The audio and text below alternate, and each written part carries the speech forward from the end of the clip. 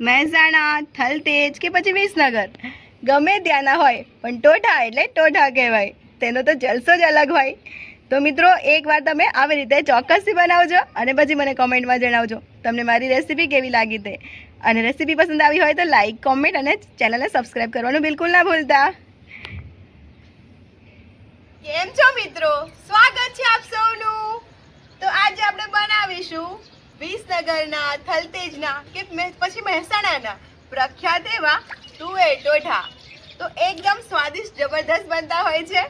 અને આજે હું તમારી સાથે રેસીપી શેર કરીશ. જે રેસીપી પસંદ આવે તો વિડીયોને એક લાઈક કરી દેજો, કોમેન્ટ કરજો અને શેર પણ કરી દેજો, જેથી આવા સરસ મજાના તુવેર ટોઠા દરેક વ્યક્તિ બનાવી શકે. ચાલો હું તમને બતાવી દઉં કે તુવેરના ટોઠા બનાવવા માટે સૌથી પહેલાં શું જોઈશે તે. તો મિત્રો, સૂકી તુવેરના ટોઠા બનાવવા માટે આપણને જોઈશે સૂકી તુવેર. તો આવી રીતે સૂકી તુવેર લેવાની છે. તમને બજારમાં આસાનીથી મળી જશે. તો સૂકી તુવેરને તમારે લેવાની છે અને રાત્રે પલાળી દેવાની છે. તમારે જેટલી બનાવી હોય તેવી રીતે 8 કલાક સુધી આપણે સૂકી તુવેરને પલાળીશું. તો જુઓ, આવો એક દાણો સરસ ફૂલી જશે, પલળી જશે.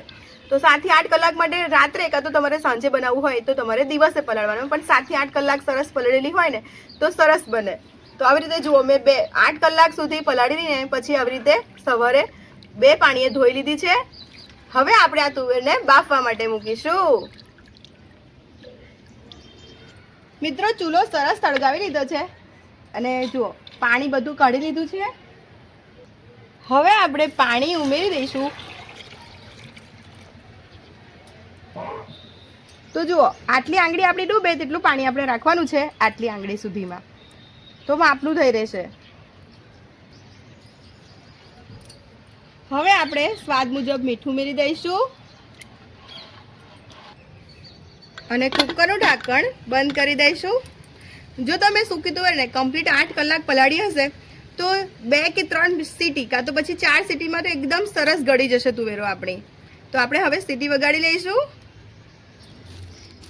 આપણા ટોઠા સરસ બફાઈ જાય ત્યાં સુધીમાં આપણે ડુંગળી, લસણ, આદુ બધો મસાલો તૈયાર કરી લઈશું.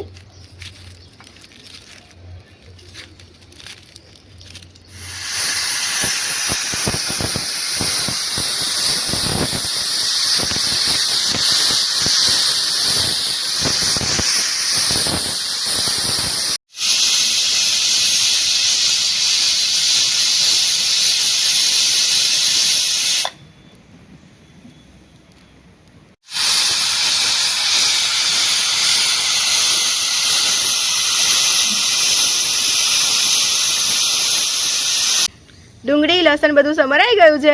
હવે આપણે ક્રશ કરી લઈશું.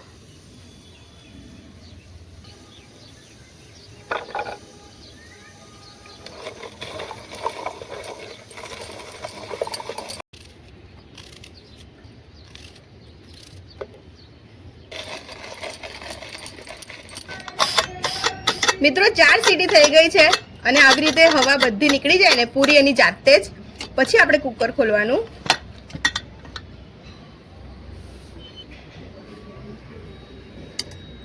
જુઓ, એકદમ સરસ બફાયા છે. જુઓ, આવી રીતે ફાટી જાય એટલે સમજ પડી જાય કે આપણા બાકરા સરસ બફાયા છે, એટલે કે આપણા ટોઠા સરસ બફાયા છે.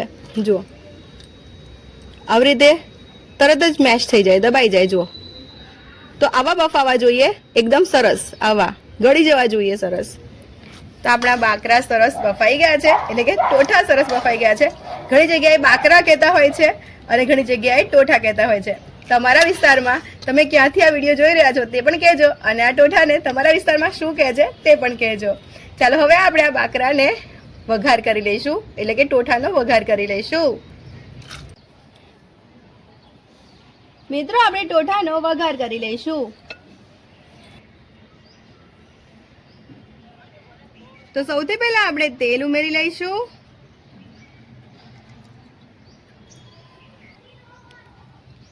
આપણે અહીં વઘારમાં તજ લઈશું.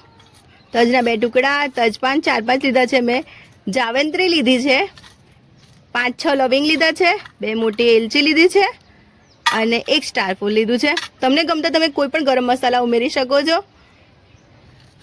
ઉમેરી દઈશું અને સૂકી મેથી આપણે 1 ટીસ્પૂનથી પણ થોડી ઓછી લેવાની છે.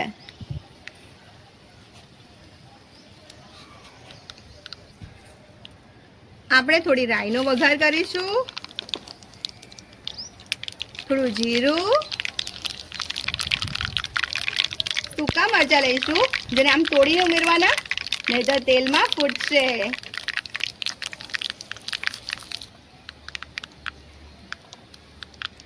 થોડું આખું લસણ ઉમેરીશું.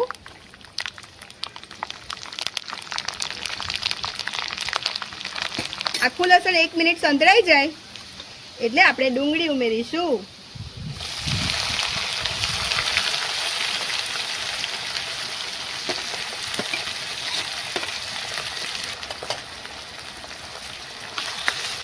મિક્સ કરી લઈશું.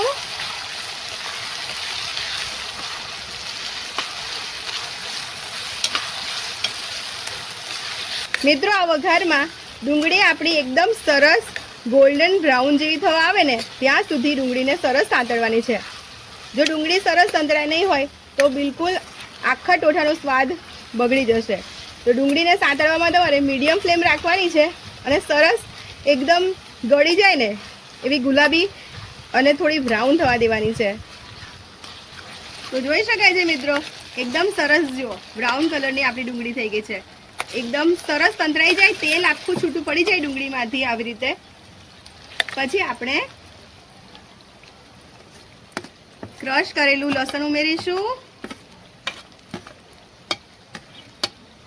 સાંતળીશું. તો આ ક્રશ કરેલું લસણ આપણે 1 થી 2 મિનિટ સુધી સાંતળવાનું છે સરસ તેલમાં. 2 મિનિટ આપણે તેલમાં લસણને સાંતળ્યું. હવે આપણે આદુ ઉમેરી દઈશું.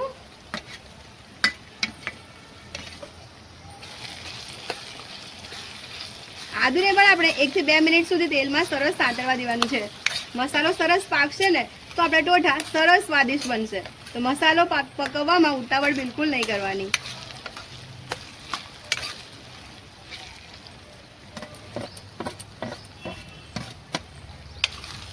મિત્રો, મસાલો સરસ પાકી ગયો છે. જુઓ, આદુ એકદમ સરસ, લસણ બધું જ પાકી ગયું છે. તો સરસ આ બધું જ તેલ છૂટું પડવા લાગે તો એટલે પકાઈ જાય ને, એટલે કે પાકી જાય ત્યાર પછી આપણે લીલું લસણ ઉમેરીશું.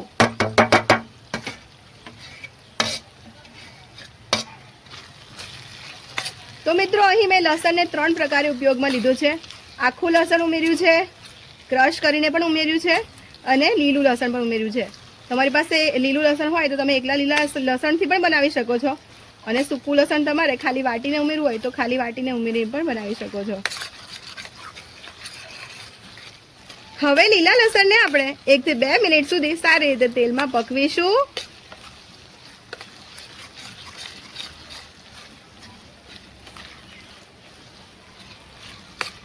એક થી 2 મિનિટ થઈ ગઈ છે. હવે આપણે મસાલા કરી લઈશું. આપણે સૂકું મરચું પાવડર ઉમેરીશું. તો અહીં હું 1.5 ચમચી સૂકું મરચું પાવડર ઉમેર્યું છું. 1 ચમચી ભરીને ધાણા જીરું પાવડર, અડધી ચમચી હળદર, 1 ચમચી આપણે ગરમ મસાલો ઉમેરીશું. મિક્સ કરી લઈશું.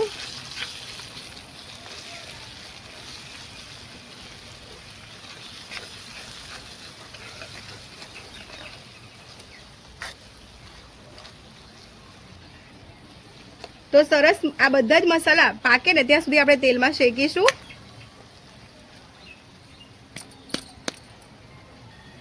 કઢી લીમડી આપણે ઉમેરી દઈશું.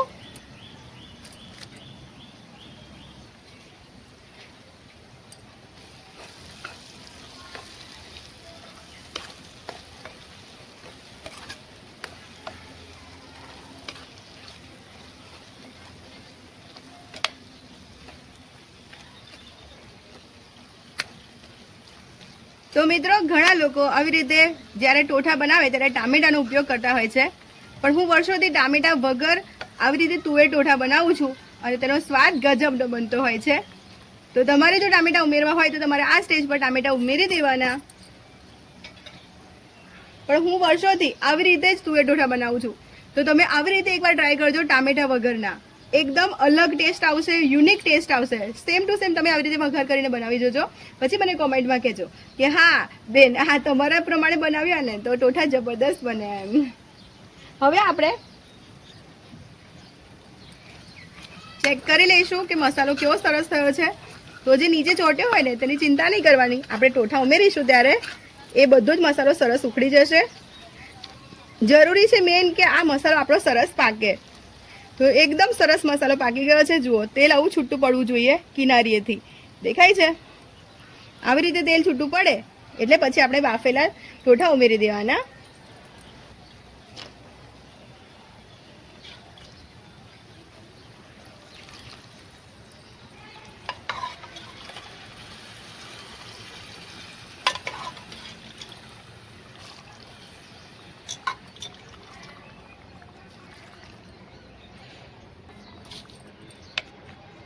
મિક્સ કરી લઈશું આપણે સરસ.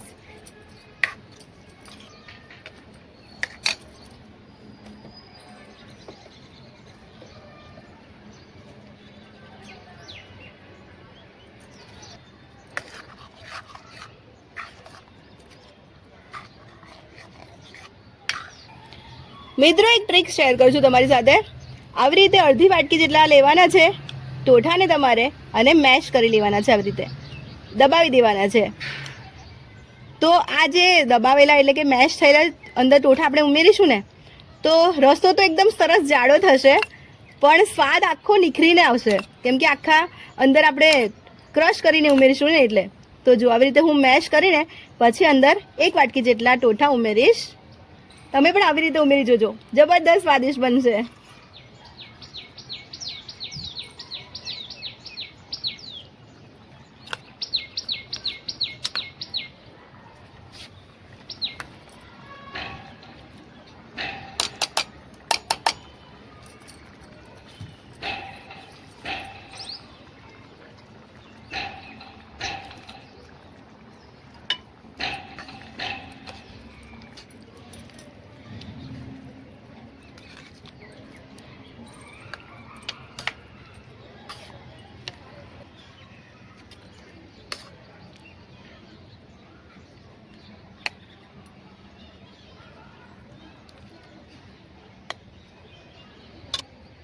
મિત્રો હવે આપણે 5 મિનિટ માટે ઢાંકી લઈશું અને મીડિયમ ફ્લેમ રાખવાની છે. મીડિયમ ફ્લેમ પર આપણે 5 મિનિટ માટે ટોઠાને સરસ પકવવાના છે.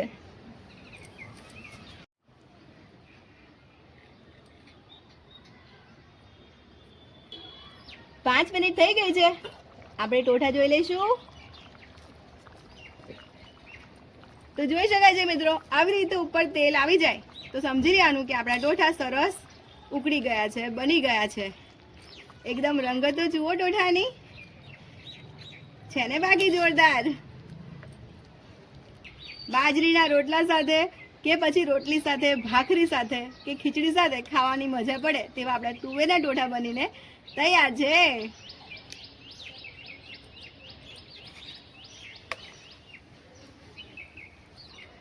થોડા ધાણા આપણે ઉમેરી લઈશું.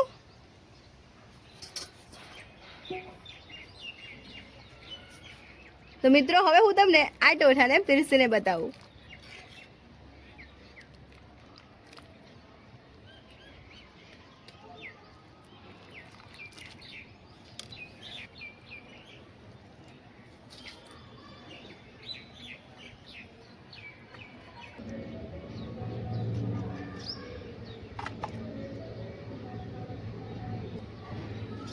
તો ગરમા ગરમ તુવેરના ટોઠા બનીને તૈયાર છે. મિત્રો એકવાર મારી રીતે તુવેરના ટોઠા બનાવીને જોજો અને પછી જોજો કેવો સ્વાદ આવે છે. તો એકદમ સ્વાદિષ્ટ એવા આપણા તુવેરના ટોઠા કમ્પ્લીટ પરફેક્ટ બનીને તૈયાર થઈ ગયા છે.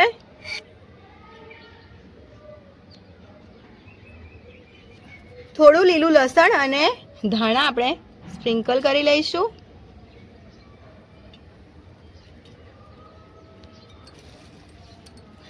તો લસણનું કાચું હોય અને સાથે લસણિયું મરચું અને તુવેરના ટોઠા, તો મિત્રો ખાવાનો જલસો પડી જાય. બાકી જોઈ શકો છો છે ને બાકી બન્યા છે ને એકદમ જબરદસ્ત મોંમાં પાણી આવી જાય જોતા જ એવા તુવેરના ઢોઢા તમે મારી રીતે ચોક્કસથી બનાવજો એકવાર આ તુવેરના ઢોઢાને. જુઓ છે ને બાકી બન્યા છે ને એકદમ દેખાવમાં પણ સ્વાદિષ્ટ અને ખાવામાં એક નંબર બને લાગે છે.